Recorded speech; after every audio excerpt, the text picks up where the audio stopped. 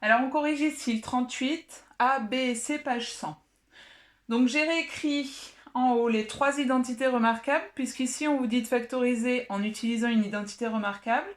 Je les ai écrites dans le sens où on factorise, c'est-à-dire que ici on a les expressions qui sont sous forme de somme, et à droite on a les expressions qui sont sous forme de produit, puisqu'un carré c'est un produit. Hein. Le carré A plus B au carré, c'est comme A plus B fois A plus B. Donc quand on transforme une somme en produit, on factorise, ça veut bien dire que dans ce sens-là, écrites dans ce sens-là, elles sont dans le sens de la factorisation. Autrement dit, sur les expressions ici qu'il faut factoriser, il va falloir être capable de reconnaître l'une des trois expressions qui sont ici à gauche. Alors déjà, la première chose, c'est repérer combien il y a de termes dans nos expressions. Ici, j'ai deux termes, donc il n'y a pas le choix, c'est forcément qu'on va faire appel à la troisième identité remarquable. Ici, trois termes avec que des plus, donc c'est la première identité remarquable qu'on va utiliser. Là, il y a trois termes, il y a un moins, alors il est à la fin, on peut se dire que ça ne ressemble pas à ça, mais on va prendre l'habitude toujours d'ordonner nos termes, d'abord les x carrés, ensuite les x, et ensuite les nombres. Et de cette manière-là, on voit mieux apparaître la deuxième identité remarquable. Bien.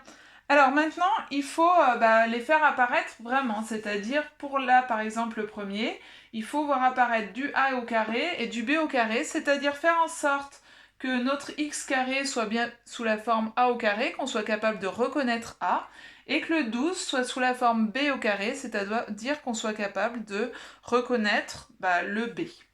Alors le x, c'est vite vu, hein, x carré, pour que ce soit a au carré, il suffit de prendre x égale a. Par contre, le 12, il faut être capable de l'écrire comme quelque chose au carré.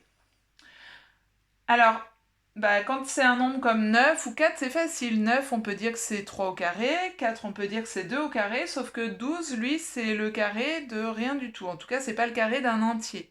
C'est pas le carré de rien du tout, je dis des bêtises. C'est le carré de racine carrée de 12, par définition de la racine. Donc, 12, on peut l'écrire comme étant racine carrée de 12 au carré. Ce qu'on a vu sur la racine carrée nous permet d'écrire ça. De cette manière-là, je peux reconnaître A et B, parce que je vais pouvoir dire que là j'ai A, et là j'ai B. D'accord? Si je pose A égale X et B égale racine de 12, j'ai bien A carré moins B carré.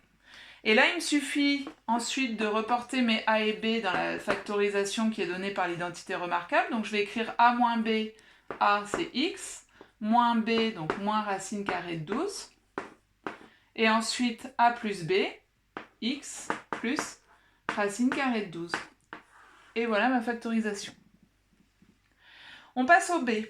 Donc ici, on a dit qu'on avait la première identité remarquable à repérer. Donc, pour identifier A et B, pareil, je vais commencer par me fixer sur les carrés, parce que c'est le plus facile. 9y carré, on peut dire que c'est comme 3y, le tout au carré. De cette manière-là, notre A sera le 3y. Le 12y, on va le laisser de côté pour l'instant, et on va s'intéresser au 4. Le 4, c'est comme 2 au carré.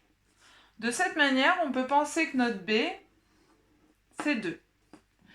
Mais il faut encore vérifier que le terme du milieu, là, le 12y, correspond bien à 2AB, c'est-à-dire à 2 fois A fois B. Sinon, notre expression, on ne saurait pas la factoriser pour l'instant parce qu'on ne pourrait pas utiliser l'identité remarquable.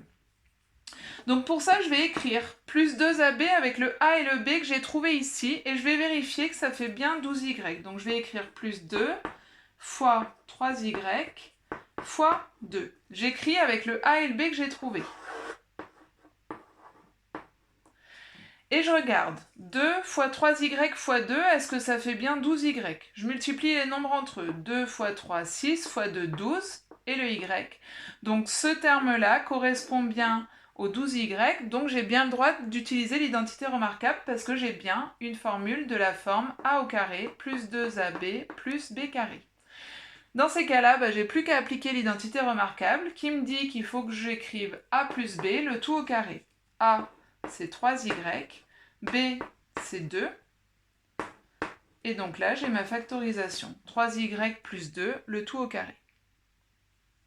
Il reste à traiter le C qui va fonctionner de la même manière. On a l'identité remarquable 2, mais je vais d'abord me fixer sur A carré et B carré.